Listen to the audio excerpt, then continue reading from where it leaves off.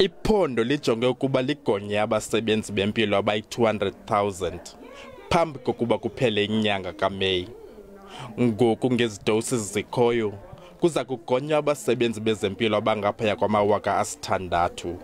Iphondo linawo namalungiselelo ukuqhuba le nkqubo nakwezinye izigaba, kodwa kubonakala kukho imingeni.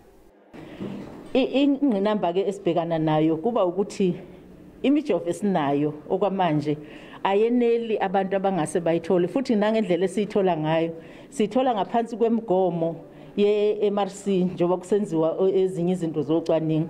Lokhu ke kusenzela inkinga yokuthi asikwazi ukusabalalisa imijovo le siyise kuzo zonke indawo.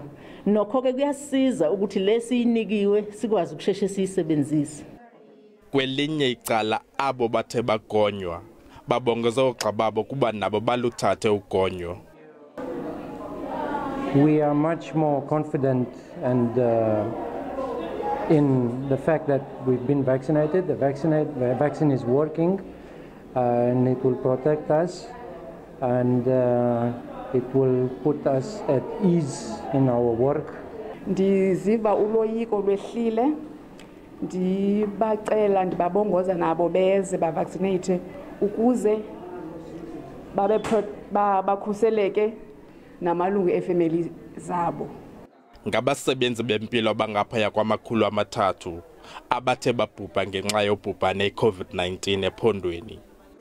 Abongile Yankees kwiindaba ze-SABC ndiseMonti.